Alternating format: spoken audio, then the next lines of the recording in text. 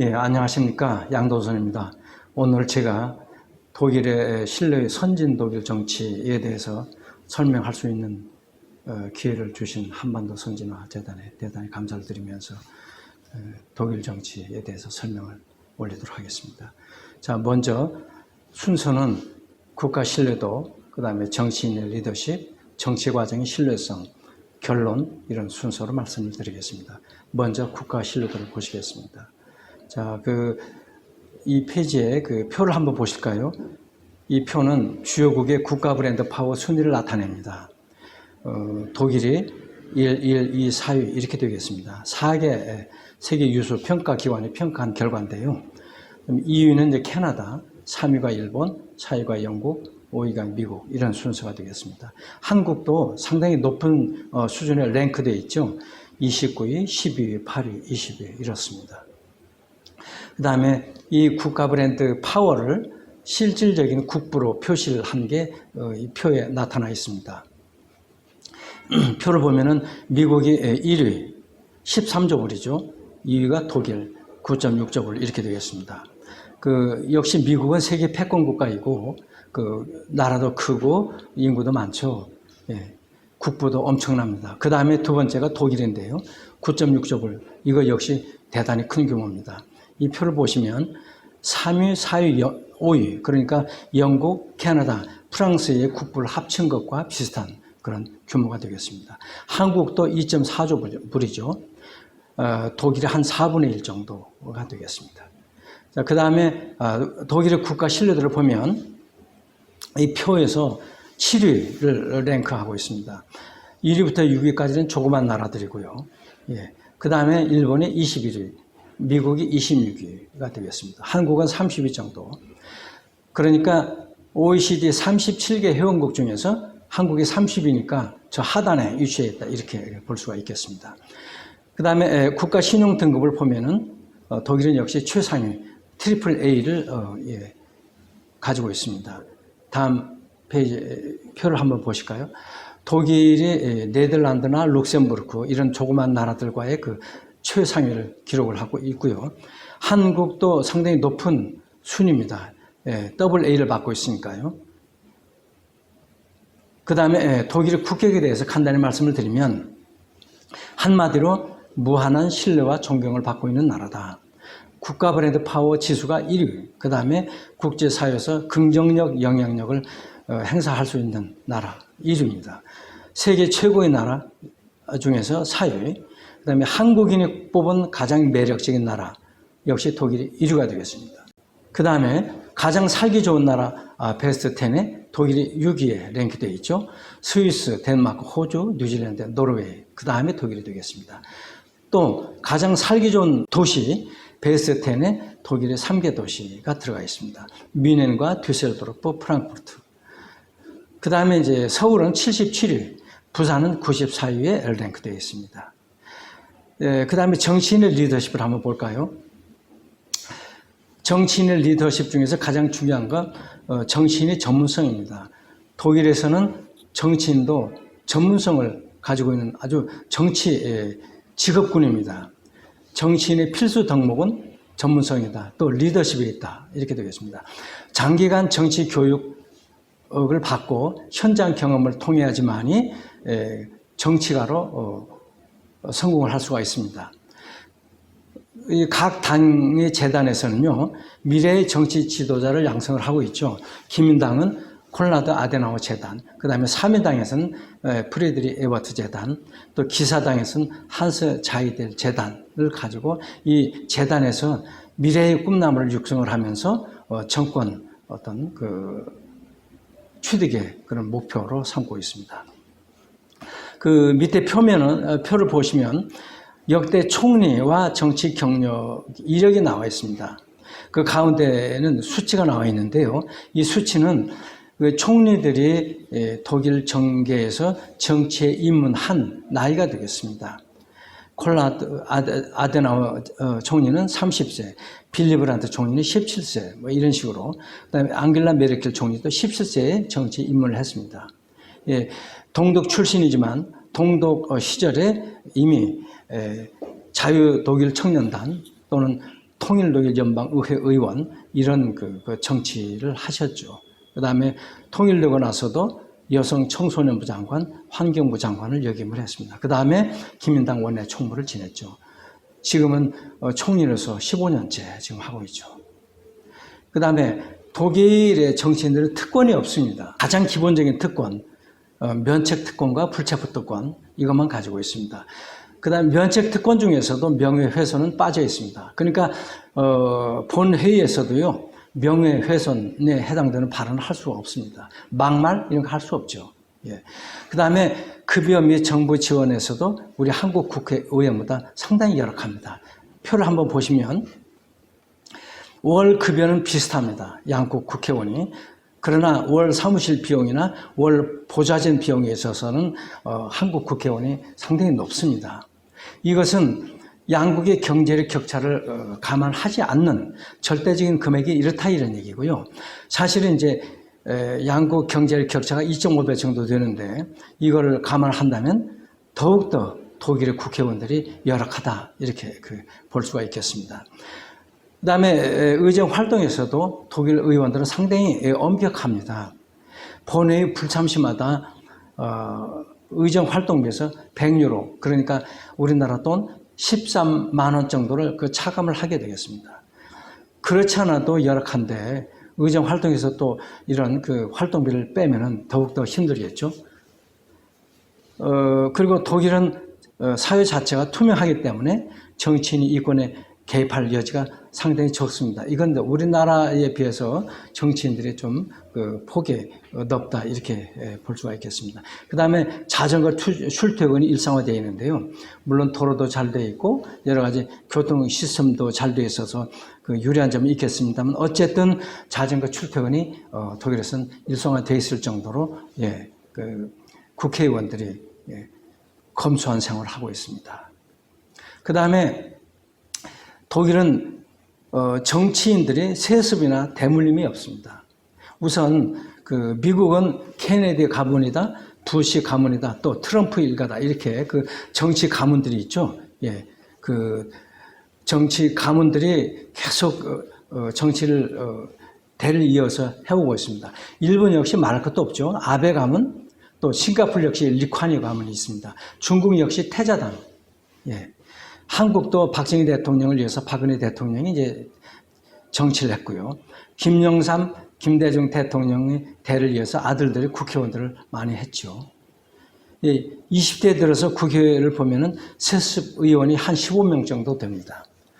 더불어민주당 4명, 국민의힘 7명, 그 다음 기타 4명, 이럴 정도로.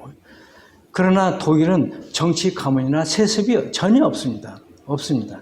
밑에 표를 한번 보실까요? 예, 독일이 제로입니다. 미국이 한 5% 정도, 한국이 5%, 영국, 인도, 일본을 거쳐서 필리핀은 40% 정도가 세습 정치인들입니다. 그러나 독일은 한 사람도 없다. 예. 그 다음에 독일은 정치인들이 굉장히 존경을 받고 있습니다. 예. 지식인보다 정치인들은 더 존경을 받고 있다. 이 표를 한번 보시죠. 이 표는 뭐냐면 독일의 정직성을 대표하는 인물 순위 10명을 나타내는 표입니다. 1위가 헬무트 슈미트 총리, 2위가 홀스 켈러 대통령, 3위가 앙겔라 메르켈 이런 식으로 6위까지가 정치인입니다. 그 다음에 7위가 교황, 8위가 방송인, 9위가 종교 지도자, 10위가 문인 노벨상 수상자 이런 순위가 되겠습니다. 다음 표를 한번 볼까요? 다음 표도 역시 마찬가지입니다. 13위가 대통령, 16위 녹색당 총재, 17위가 3인당 총대, 18위가 게르하르트 슈레더 전 총리. 이렇게 정치인들이 국민들로부터 많은 존경을 받고 있다. 우리나라로서는 상상이 안 되고 좀 실감이 안 나는데 제가 다른 데서 강연을 하다가 나중에 질문을 받다 보면 이 부분 질문이 제일 많습니다. 어떻게 정치인들이 종교인이나 문인보다 더 높은 그런 도덕성을 가지고 있느냐? 예, 사실입니다. 맞습니다. 그러면 어떻게 해서 독일 정치인들이 이렇게 높은 도덕성 평가를 받고 있느냐? 리더십이 훌륭하죠. 정직하고 청렴합니다. 예, 깨끗합니다. 그 다음에 덧붙여서 책임성이 높다. 예, 다른 직종들은요, 예를 들어서 문인 또는 다른 그 소설가 뭐 이런 직군들은 비판만 하면 되죠. 정부에다 비판만 하면 됩니다. 그러나 정치인들은 책임을 가지고 있습니다. 자기가 추진했던 정치에 대한 책임성, 그거를 국민들이 평가를 합니다. 평가를 받고 있기 때문에 함부로 아무 정책이나 이렇게 추진을 할 수 없고, 이러다 보니까 정치인들이 책임성을 가지고 정치를 추진하다 보니까 이런 높은 평가를 받게 되는 것입니다. 예, 그리고 독일 정계는 부패 수준이 상당히 낮죠. 이 표를 한번 보실까요? 이것은 TI가 매년 발표하는 그런 세계 주요국의 부패 인식 지수입니다. 180개국 중에서 독일이 9위, 그 다음에 한국이 39위를 이렇게 나타내고 있습니다. 독일은 강대국 중에서는 역시 1위입니다. 앞에 1위부터 8위까지가 전부 다 소국들, 강소국들이니까 독일이 1위, 실질상의 1위이다, 이렇게 말씀을 드릴 수가 있겠습니다. 정치인들은 대부분 청렴하죠. 가족 친인척 비리가 없습니다. 비리 정치인들은 정계복구가 불가능합니다. 쉽게 말해서 패자부활이 없다, 이런 얘기죠. 우리나라는 비리 정치인들이 쉬었다가 또 나오죠, 정계에. 독일은 그런 패자부활이 전혀 없습니다. 슈레더 총리도요, 동생이 마요카 섬에 관광 안내원을 하고 있습니다. 이 사람이 그 배관공을 했었는데, 배관공하다 실직을 해서 취직을 하려고 이력서를 26곳을 내면서도 아무도 이 사람이 슈레더 총리의 동생이란 걸 모를 정도로, 예, 뭐 자기 형 동생을 내세울 필요도 없고 내세워봤자 되지도 않고요. 예, 손수 스스로 자력 가족 부양을 하는 그런 시스템이 이제 독일 정치 시스템이 되겠습니다. 메르켈 총리 정치 경력 28년 동안 스캔들, 부패 연루 한 번도 없습니다. 지금까지 깨끗하게 하고 있죠. 그런데 예외적으로 헬무트 콜 총리가 부패를 물러났고, 풀프 대통령도 어떤 비리의 그 혐의를 받고 물러났습니다. 실질적으로 풀프 대통령은 비리가 없었던 대통령인데 물러났죠. 다음을 한번 보시겠습니다. 정치인 기업 비리 사례를 보면, 풀프 대통령은 주지사 시절에 주택 대출을 갖다가 1% 싸게 받았다 해서 문제가 됐습니다. 또 자동차 대출도 0.4%포인트를 싸게 받아서 문제가 됐죠. 그 다음에 호텔을 업그레이드를 그 친구가 해줬습니다. 이 풀프 대통령 모르게. 그런데 이런 거가 문제가 돼서 그 구속이 되고 기소가 됐었죠. 대통령 사임을 했습니다. 이걸 가지고. 그런데 이 과정에서 또 하나 또 재밌는 게요. 풀프 대통령 아들이 장난감을 선물 하나 받았습니다. 이 풀프 대통령이 자동차를 한 대 샀는데, 홍보용 자동차, 장난감 자동차, 이게 값이 한 4만 원 내지 5만 원 정도 되는.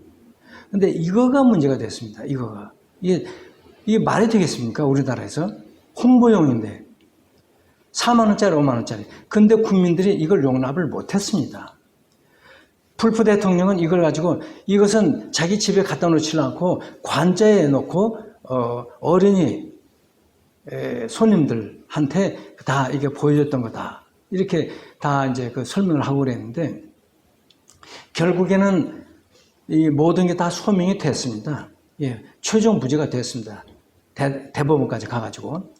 주택 대출도 세일할 때, 대출 세일할 때 받은 거고, 자동차 대출도 그 할인 판매 세일할 때 받은 거였기 때문에 다 무죄가 됐죠. 자, 이거 얼마나 우리하고 비교가 됩니까? 소위 장난감 자동차를 홍보용으로 받은 것까지 문제를 삼는, 어떻게 보면 참 째째한 나라죠. 예, 국민들이 참 째째할 정도로 이런 걸 그 문제를 삼습니다. 그러나 이런 시스템과 국민들의 의식을 통해서 정치인들이 함부로 부패 이런 데 말려들지를 못하죠. 헬무트 콜 총리 정치자금 13억원 수령을 했는데 미신고를 했다는 이유, 이걸로 정계 은퇴를 했습니다. 미신고를 했다는 이유. 그 다음에 지민스 그룹도 2억 유로를 비자금을 받았다는 문제가 터졌죠. 건국 이후 최대 비자금 사건이었습니다. 이거 터져서 난리가 났죠. 독일에서. 500명 해고하고 경영진 퇴진하고 재정 책임자는 자살을 했습니다. 이 사건을 기화로 해서 독일에서 완전히 지민스 그룹은 황골탈퇴를 했습니다. 지금은 완전히 정말 청렴 교과서가 되겠습니다. 경영학 교과서의 사례로 언급이 되고 있을 정도로. 그 다음에 추가 사례를 보면은 구텐베르크 국방장관이 박사 학위 표절이 됐다 그래서 장관 의원직을 사임을 하고 학위를 박탈을 당했습니다. 샤반 교육부 장관 역시 33년 전에 박사 학위 표절이 문제가 돼가지고 학위 박탈되고 장관직 사임되었습니다. 미덴코프 착센주 주지사 이분도 주정부 시절에 영빈관 관저죠. 우리나라 말하면 영빈관을 저렴한 집세만 내고 거주를 했다. 이게 문제가 되었습니다. 그 다음에 가사도우미, 기사 등 싸게 제공, 공짜로 서비스를 받은 게 아니라 돈은 냈는데 시가보다 좀 싸게 서비스를 제공을 받았다. 이런 게 문제가 돼가지고 지사직을 사임을 했습니다. 그리고 기시라는 베를린시 경제장관 겸 민사당 의원이 항공 마일리지를 사적으로 사용을 했다 그래서 장관직 의원직을 사임을 했습니다. 자, 이거는요, 저도 공직에 있을 때 공직 항공 마일리지 많이 쌓이게 있었는데 제가 다 사용을 했습니다. 사적으로 사용을 했습니다. 만약에 이게 제가 독일에서 일을 했었다면은 저도 이제 중간에 잘리는 그런 정도의 일인데 우리나라 공직들이 대부분 다 사적으로 사용을 하고 다 퇴직을 다 했죠. 엄청난 차이가 이런 데서 보여지고 있습니다. 그 다음에 독일의 큰 정치의 주인공들 잠깐 보면요. 콜레드 아데나워 총리 대단합니다. 건국을 해서 정말 독일을 일으켰습니다. 희망과 용기의 총리다. 그 다음에 네 번째 빌리 브란트 총리 평화의 상징, 노벨 평화상까지 받은 그런 총리입니다. 그 다음에 다음 페이지에 헬무트 슈미트 총리 정치 현인으로 꼽히고 있습니다. 독일에서 가끔 설문조사를 하면요. 헬무트 슈미트 총리가 1등입니다. 이 설문조사에는 정치인뿐만이 아니라 종교인, 심지어는 연예인까지도 다 들어갑니다. 모든 정말 유명한 사람들을 포함을 해서 조사를 하면 헬무트 슈미트 총리가 1위입니다. 심지어는 아이돌보다도 1위입니다. 독일도 아이돌이 우리나라처럼 이렇게 활성화되어 있지는 않지만 아이돌이나 인기 연예인들보다도 더 높은 그런 지지를 받고 있습니다. 왜 이런 현상이 나타났냐, 독일에서. 잠깐에 보면 지혜와 포용의 정치가 합니다. 기본 역량 자체가 탁월하죠. 지적 수준이 엄청 높습니다. 지력이 높고 해안이 있습니다. 단순 명쾌합니다. 달변이고요. 근면하고 진솔하고 아주 거짓 없는 정말 깨끗한 그런, 게다가 포용력까지 갖췄습니다. 냉전 시대에 서독 부흥을 일으켰고요. 두 번의 오일 쇼크를 아주 잘 견뎌냈습니다. 강력한 리더십을 가지고 있죠. 함부르크 내무국장 시절에 일베강이 홍수 났는데 이 대홍수 때 조금 어떻게 보면 오버해가지고 이걸 다 인명 구조를 다 해냈습니다. 그리고 이제 1977년도에 루프트한자 항공기 납치 사건이 있었습니다. 적군파가 이 테러 조직입니다. 지금 테러 조직이 이 비행기를 납치를 해서 기존의 감옥에 갇혀있던 그런 자기들 동료 조직원들을 다 풀어달라 하는 어떤 협상 카드를 내밀었죠. 그러나 슈미트 총리는 여기서 단호히 거절을 했습니다. 상당히 정치적 도박을 한 거죠. 헬무트 슈미트 총리는. 그러면서 협상 과정에서 독일의 아주 유명한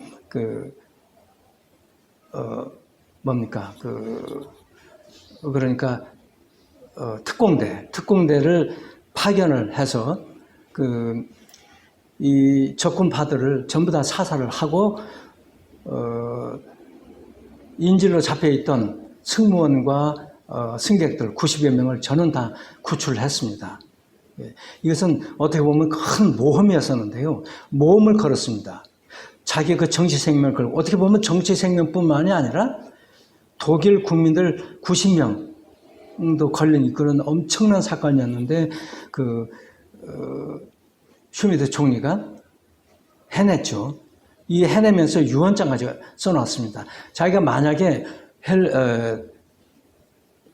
적군파 테러 조직들한테 살해를 당하더라도 절대 이 적군파들하고 협상을 하지 마라, 양보를 하지 마라, 이런 정도의 강단이 있는 그런 정치인이었습니다. 그 다음에 또 핵에는 안보 제일주의자입니다. 이분은 친보 정치인이었죠. 3인당 좌파 정치인인데도 정말 안보에 대해서는 철저했습니다. 1975년도, 76년도에 구소련이 동독과 동유럽의 중거리 핵미사일 SS-20라는 핵미사일을 배치를 했습니다. 정말 일촉즉발의 그런 위험이 있었죠. 모스크바에서 한 방 날리면 서유럽은 다 날아갈 수 있을 정도의 화력을 가지고 있는 그런 미사일이었습니다. 그런데 슈미트 총리는 서독에 미국 핵미사일을 갖다가 배치를 해야 된다. 미국도 설득을 하고 독일 국민도 설득을 했죠. 이 과정에서 엄청난 정을 많이 받았습니다. 왜 서독이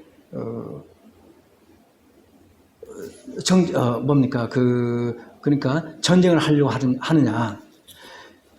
동독은 절대 전쟁을 일으킬 나라가 아닌데 왜 서독이 미 핵미사일을 배치를 해서 전쟁을 하려고 하느냐. 평화주의자들한테 엄청난 항의를 받고 살해 위협까지도 받고 그랬죠. 그 다음에 이제 심지어는 3인당 동료들로부터도 많이 제지를 받았습니다. 그러나 슈미트 총리는 끝까지 밀고 나갔습니다. 그래서 결국에 미 핵미사일 배치 결정을 이끌어내게 됩니다. 그래서 이분은 1982년도에 총리에서 물러나지만 이게 계속 연결이 돼서 1983년도에 정권이 보수당 정권으로 바뀌면서 헬무트 콜 총리 때 이게 실질적으로 배치가 됩니다. 그러다 보니까 지금까지는 소련이 계속 압력만 넣고 위협을 가하다가 서독에 이 퍼싱2라는 핵미사일이 배치가 되니까 소련이 물러나게 되죠. 한 발 물러나서 중거리 핵미사일 폐기 협정이라는 걸 미국하고 체결하게 됩니다. 그렇게 해서 서독을 포함해서 서유럽에 평화가 오게 되죠. 이 동영상 잠깐 한번 보시겠습니다. Union aus ihrer gegenwärtigen Schwäche standfest und selbstbewusst hervorgeht. Ich danke Ihnen sehr.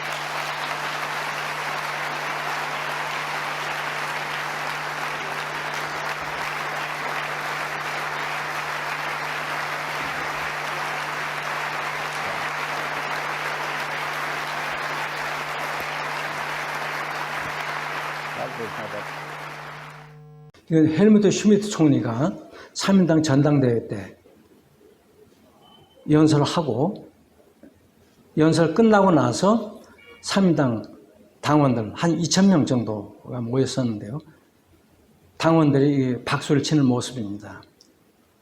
이 박수가 6분 동안 이어졌습니다. 6분. 말이 6분이지 박수 6분 굉장히 깁니다. 제가 재봤는데 한 5분 40초 정도 되었습니다. 이 헬무트 슈미트 총리가 이때 물론 이제 원로죠. 93세 때였습니다.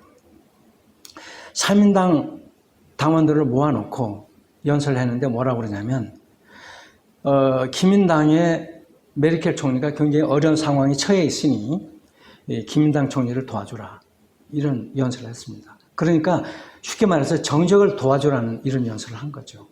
그래서 3인당 당원들로부터 엄청난 박수를 받았고 독일 언론 모든 그 제야 뭐 또 기존 정치인들로부터도 찬사를 많이 받았습니다. 우리나라의 윤직현 기획재정부 장관은요, 이 연설을 20세기 최고의 연설로 꼽고 있습니다. 이 정도로 원로들이, 독일의 원로들이 기존 후배 정치인들한테 나름대로 징표가 되고 어떤 멘토가 되는 그런 역할을 하고 있죠. 이 앙겔라 메르켈 총리입니다.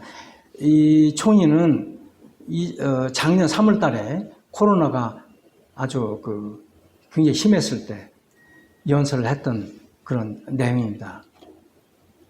예, 그 내용 발표문을 잠깐 한번 볼까요? 이번 사태가 매우 심각합니다. 2차 세계대전 이후 우리에게 이보다 더 큰 도전은 없었습니다. 개인과 사회를 위험에 빠뜨릴 수 있는 모든 행동은 자제해야 합니다. 제가 동독에서 자라고 살았기 때문에 여행과 이동의 자유를 제한하는 것이 얼마나 어려운지 잘 알고 있습니다. 그러나 서로 협력해서 이 상황을 이겨내야 합니다. 코로나를 극복하기 위한 규칙들을 지켜주십시오. 얼마나 많은 사랑하는 사람들이 잃게 될지는 우리 손에 달려 있습니다. 이런 연설을 했습니다.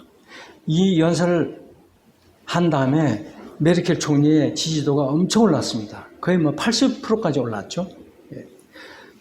이 연설을 보면은요, 정부가 국민들한테 얼마나 퍼주겠다, 해주겠다, 이런 얘기 하나도 없습니다. 자, 이런 어려움을 우리가 닥쳐서 고생을 하고 있으니 국민들이 협조를 해 주십시오. 국민들한테 대한 당분말밖에 없어요. 그런데 국민들로부터 엄청난 찬사를 받았습니다. 독일 정치인들이 이렇습니다.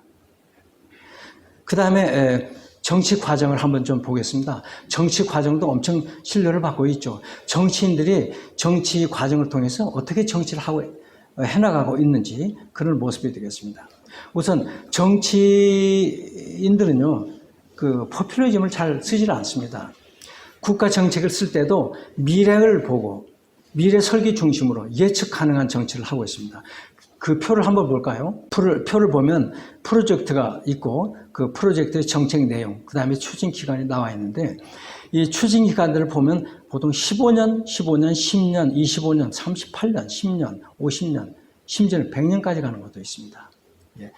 우리나라가 지금 원전 폐기를 한다고 시끄럽고 난리인데 독일은 1998년도부터 시작을 해서 2022년도에 25년도에 거쳐서 원전 폐기 작업을 하고 있습니다. 그러니까 충분히 검토를 하고 논란을, 토론을 거치고 해가지고 이렇게 오랜 동안에 거쳐서 원전 폐기를 하고 있는데 우리나라는 이 중요한 걸 갖다가 막 뚝딱 해서 이렇게 해치우고 있는데 참 위험한 짓이죠.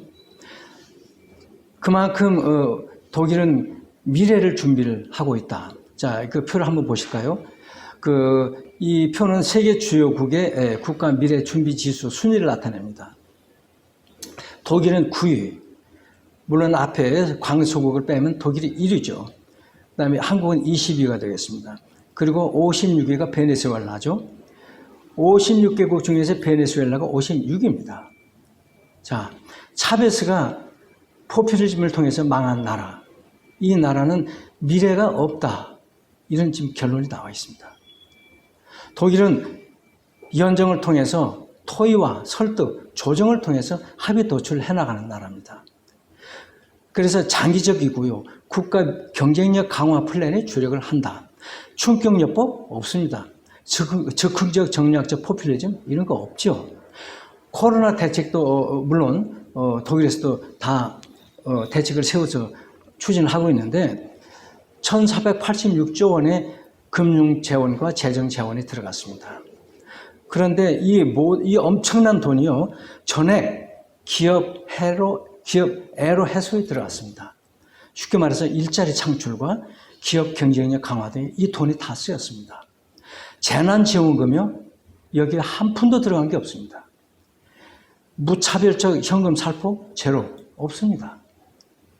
포퓰리즘 진영 논리, 특혜성 정책 이거 쓰면요 국민들이 응징을 합니다. 그러니까 무서워서 함부로 쓰지는 못합니다. 자, 다음 페이지에 포퓰리즘을 써서 망한 사례를 한번 볼까요? 독일의 자민당이라고 있습니다. 이 자민당 상당히 중요한 정당입니다. 제3당 위치를 차지하고 있었던 정당인데 1948년도에 창당을 해서 70년 역사를 가지고 있습니다. 독일의 큰 정당으로서 기민당, 지금 집권당이죠. 그 다음에 제1야당, 3인당이 있고 그 다음에 이 세 번째 정당이 자민당인데 아주 유수한 정당이죠. 이 정당이 포퓰리즘 한번 잘못 써서 망했습니다. 2009년도에 연방의회 선거에서 큰 승리를 거둔 후 자만에 빠져가지고 무리하게 포퓰리즘 정책을 추진했습니다. 그 정책이 뭐냐면 밑에 나오죠. 중소자영업자들이 운영하는 호텔에 부가가치세를 경감을 추진했습니다. 표준세율이 19%인데 7%로 인하를 했죠. 12%포인트 내렸습니다. 그래서 세수결손이 10억이 났습니다. 이게 독일에서 특혜로 인식이 되었습니다. 우리나라 같으면 중소기업에 지원해 주는 건 아무도 얘기를 못합니다. 성역화되어 있고 말 잘못했다가 이건 뭐 표 다 날라가죠. 그런데 독일에서는 심지어 중소기업에 지원했는데도 불구하고 이게 특혜다. 그래가지고 2013년도 연방의회에서 참패를 했습니다. 독일에서는요, 정당이 5%를 받지를 못하면, 정당 지지율 5%를 받지를 못하면, 표를 받지를 못합니다. 그 원내 의석을 확보를 실패를 했죠. 그래서 아웃이 되어버렸습니다. 이 70년 된 정당이 처음으로 연방의회에서 빠져나가 버렸습니다. 이건 정말 독일의 역사상 정말 그 특이한 그런 그 사건이 되겠습니다. 그래서 아주 또 와신상담해가지고 많이 노력하고 다듬고 해서 2017년도 선거에서 복귀를 했는데 3당은 안 되고 제4당으로 복귀를 했습니다. 이 와중에 대한당이라고 해서 극우 정당이 또 치고 들어와서 3당을 차지를 해버렸죠. 이런 사건이 있었습니다. 그 다음에 독일은 나라 비전 대조로 이렇게 인식이 되어 있습니다. 이게 무슨 소리냐? 다음 페이지 먼저 볼까요? 자, 이 표는요, 독일 국가 채무시계입니다. 이게 연방 납세자 협회에도 걸려 있고 여기저기 중요한 공공기관이 걸려 있는데 이거는 이 길다랗게 위에 빨간 글씨는 이런 국가 채무 1조 9,290만 유로다. 뭐 이런 얘기고요. 그 다음에 오른쪽에는 1인당 국가 채무, 왼쪽이 밑에 조그만 건 계속 지금 얼마씩 늘어나고 있다는 걸 계속 요 동영상으로 이렇게 시각적으로 보여주고 있습니다. 이게 바늘이 계속 돌아가죠. 초당. 이렇게 해서 이제 국민들의 경각심을 일깨워주고 있죠. 자, 빚은 채무다. 슐트라는 단어가 있는데요. 빚인데 이건 조율하는 단어하고 뜻하고 같이 쓰고 있습니다. 빚은 근심의 근원이다. 이런 속담도 있고요. 나라 빚은 토대에서 준대라 그래가지고 죽을 줄, 영원한 구제를 못 받을 줄하고 이렇게 평가를 받고 있습니다. 그러다 보니까 정치인들도요, 보수적으로 재정을 운영을 합니다. 슈레더 총리, 이 진보 정권인데도 불구하고 독일병 치유하면서 돈 풀기 안 했습니다. 현금 살포 안 했습니다. 구조조정으로 극복을 했죠. 그 다음에 메르켈 총리, 현재도 총리를 하고 있습니다만 2008년도부터 2009년까지 글로벌 금융위기를 당해서 한 푼도 돈을 국민들한테 푼 적이 없습니다. 2010년도 유럽 재정 위기 때도 마찬가지입니다. 이러다 보니까 IMF뿐만이 아니라 세계은행 또 유명한 폴 그루그만 교수, 크리스찬 라가드 22 총재 이런 사람들도 왜 독일은 돈을 안 푸느냐? 재정을 확대를 해라. 그래서 남유럽도 또 지원을 해줘라. 이런 그 요구가 계속 많은데 메르켈 총리가 풀지를 않았습니다. 예. 옛날에는 남유럽이요, 그 그리스나 스페인, 포르투갈 이런 나라가요, 그 대선 공약이 뭐냐면 독일한테 가서 빚을 탕감을 받아오겠다. 그리고 빚을 많이 얻어오겠다. 이게 슬로건이었습니다. 근데 몇 번 해도 이 메르켈 총리가 전혀 꿈쩍도 안 하니까 지금은 그거 안 먹히고 지금은 이제 그 슬로건에서 사라져버렸죠. 그만큼 지금은 돈 풀기 정책으로는 독일에서 지원을 받을 수가 없다 하는 게 학습 효과가 지금 이제 돼 있습니다. 예. 그 다음에 독일은요, 2009년도에 채무 제동 장치를 도입을 했습니다. 예, 슐덴브렘제, 영어로는 데트브리크라고 하죠. 연방정부가 신규 기체를 할 때, 그러니까 돈을 새로 빌릴 때 GDP의 0.35% 이내에서만 가능하다. 그리고 이것도 자연재해나 경제위기 등 아주 국가 비상사태 때만 예외를 인정한다. 이렇게 그 못을 박아놔 버렸습니다. 이러다 보니까 이제 빚을 함부로 빌릴 수가 없는 거죠. 아무리 큰 사건이 터지더라도.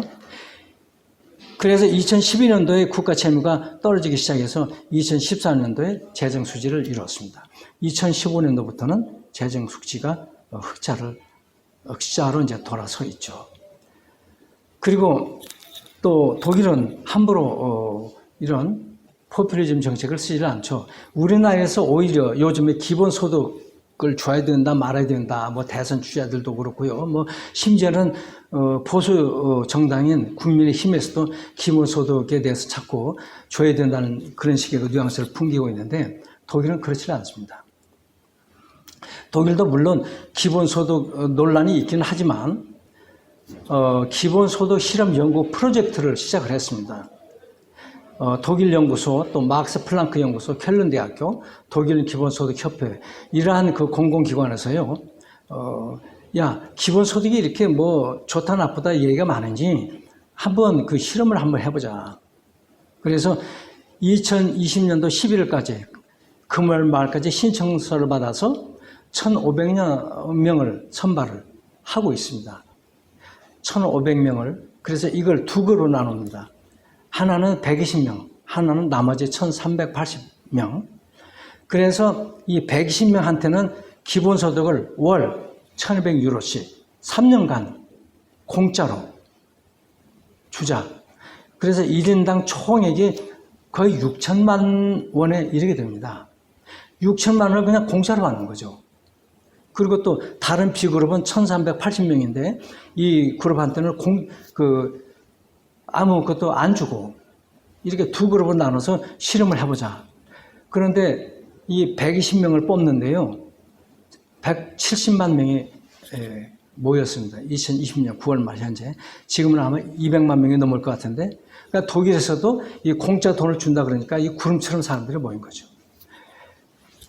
그래서 소요 재원은 총해서 한 70억 정도 되는데 이것도 정부 재원으로 쓰는 게 아니라 정부 예산으로 쓰는 게 아니라 14만 명의 일반 시민이 기부금으로 충당을 하겠다. 이렇습니다. 그래야 연구의 정치적 독립성을 보장한다. 괜히 어줍잖게 정부에서 돈을 받으면 또 정부의 어떤 기속이 된다. 목적은 뭐냐? 기본소득 수령자와 비수령자의 생활 패턴, 효과 등을 관찰해서 앞으로 기본소득을 줄지 말지를 그 정책에 반영을 하자. 그래서 개인의 행동과 감정에 통계적으로 유의미한 변화 여부를 파악을 하자. 이런 목적으로 이런 실험을 하고 있습니다. 예, 그 다음에 요즘에 우리나라에서 돈 쓸 궁리를 자꾸 많이 하죠. 정부에서. 재정이 건전하니까 막 써도 된다. 청와대 대변인은 곳간의 작물은 쌓아두면 썩는다. 뭐 이런 헛소리까지 하고 뭐 이런 상황입니다. 그러면 한국의 재정이 정말 건전한가? 독일 재정보다 건전한가? 이런 얘기도 이제 한간에 논란이 되고 그러는데 한번 여기서 한번 짚어보도록 하겠습니다. 한국 정부가 현재 재정이 건전하다는 그 근거를 내세우는 게 국가 채무 수준이 한국은 40%다. 독일은 60%, OECD 평균은 109%다. 이걸 이제 제시를 하고 있는데요. 독일의 재정 상황을 한번 볼까요? 독일은 2014년부터 재정 수지 균형 이후 계속 흑자 기조를 유지를 하고 있습니다.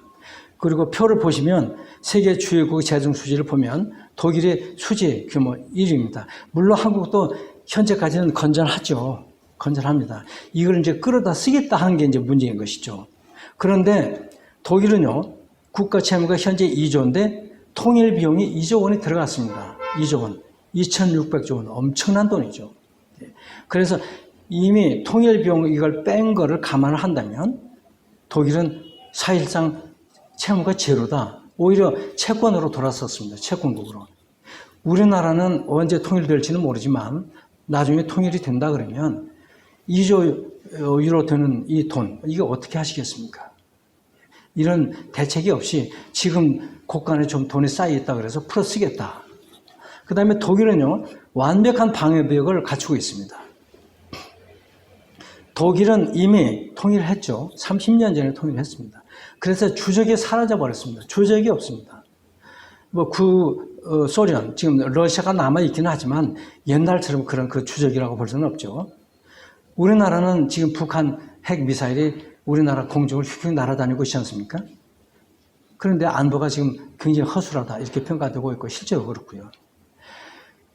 그만큼 독일은 지금 국가 위험 요인이 적다 이런 평가를 받고 있고, 그 다음에 국가 브랜드 가치도요, 대신뢰도가 아까 앞에서 보셨다시피 트리플 A입니다. 세계 최고의 그 평가를 받고 있습니다. 국가 부도 가능성이 적다 이런 얘기죠.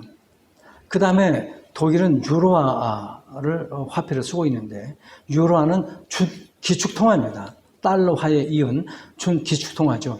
유사시에 문제가 생겼을 때 그만큼 교환 가치와 지불 가치가 크다. 우리나라 원화는 외환시장에, 세계 외환시장에 나가면 이런 평가를 받지는 못합니다. 우리나라에 큰일이 터졌을 때 우리나라 원화 가치 효과를 발생을 하지 못하죠. 그 다음에 독일은 또요, 추가로 다른 일이 터졌을 때 방어벽, 제2차, 제3차 방어벽이 막강합니다. 우선 대순자산의 세계 2위입니다. 일본에 이어서 엄청납니다. 예, 한국의 한 4배 정도 되죠. 그 다음에 금 보유고도요, 세계 2위입니다. 미국에 이어서. 한국이 얼마입니까? 한 30배 정도. 예, 그런 그 축적을 가지고 있습니다. 결론을 말씀을 잠깐 드리겠습니다. 한국 정치 신뢰도를 보면요, 제가 굳이 말씀을 드리지 않아도 잘 아시겠지만 면책 특권과 불체포 특권 외에 각종 특권 특혜를 누리고 있죠. 비공개 특수활동비, 공항 귀분실 막 이용하는 것부터 시작해서 항공기 비즈니스도 또 타고요. 국내 철도도 할인을 받고, 아무튼 한 200여 종의 그런 그 특권을 누리고 있다. 그리고 정치판에 대한 수요가 계속 있다 보니까 정치 대물림도 계속 이어지고 있다. 그래서 정치인의 신뢰가 후진국 수준이다. 부정직하고 부패하고 증오의 정치를 하고 있고 협치에 대립과 갈등을 하고 있다.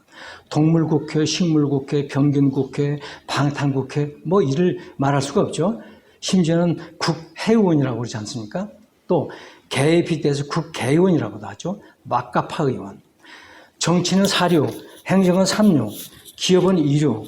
고 이건희 회장이 말씀을 드렸다고 그러시는데요. 요즘에는 사류도 아깝다고 그럽니다. 예, 사류도 아깝고 등급 외에 평가가 불가능하다. 이런 평가를 받고 있습니다. 외부 시각도 아주 나쁘죠. 옥스퍼드 이코노믹스가 몇 년 전에 평가를 한 거 보면 포퓰리즘이 정부 출연 가능성이 높은 국가, 한국이 4위입니다. 미국, 멕시코, 브라질에 이어서 한국이고요. 독일이 가장 낮습니다. 미 국무부 인권보고서도 한국의 대표적 부패 사례로 조국 비리, 강남 번인성 등등. 그 다음에 제프리 존스 암참 회장도요, 한국의 위기 본질은 신뢰의 위기다. 마이클 브린 영국 특파원 했던 분, 한국인에게 지지도를 신뢰하는 것은 상당히 어려운 일이다. 이런 그 평가를 내리고 있습니다. 그래서 지금까지 설명을 드린 거를 종합을 한다면 정치인들의 자정 능력은 없다. 정치인들이 스스로서 바꿀 그런 능력과 자세가 되질 않다. 해결책은 국민밖에 없다는 얘기입니다. 무능력, 비리 정치인 응징하고 영구 퇴출 압박을 하고 패자 부활이 불가능하도록 하려면 국민이 나서야 된다. 과도한 특혜, 폐지 또는 축소를 해서 무능력자나 비리 범법자들이 정치권에 들어올 수 있는 그런 수요를 차단해야 된다. 아울러서 지도자들도요, 리더십을 함양을 하고 노블레스 오블레스를 실천해야 되겠다. 지금 선거 구호가 사람이 먼저다는 그런 구호가 많이 먹혔지 않습니까? 이거 참 큰 문제입니다. 사람, 표가 먼저다는 거 아니었습니까? 표가 먼저다. 그런데 그러다 보니까 사람이 문제였던 것입니다. 사람 의식이 문제였던 것이죠. 포퓰리즘 이런 거 없애야 됩니다. 그래서 책임과 의무, 그 다음에 솔선수범 이런 걸로 나가야 된다. 국민들이 바뀌려면 어떻게 해야 되냐? 국민들의 역량이 높아져야 되겠죠. 그 나라의 수준은 국민의 수준이다. 국가의 역량은 개개 국민의 역량의 총합이다. 그게 순실력이다. 이런 얘기죠. 도덕적 해이를 해소하고 그다음에 법치 준수, 권한대 책임에 대한 그 어떤 비례성을 높여야 되겠다. 이런 얘기가 되겠습니다. 더더욱이 국민들이 큰일이 있을 때마다 냄비처럼 이렇게 일어났다가 또 금방 사그러지고 그러는데 어떤 망각증 DNA 이거 정말 고쳐야 되겠다 이런 생각이 듭니다. 지도층 감시 기능이 확충돼야 되겠다. 이런 말씀을 드리면서 제 강연의 말씀을 끝내도록 하겠습니다. 감사합니다.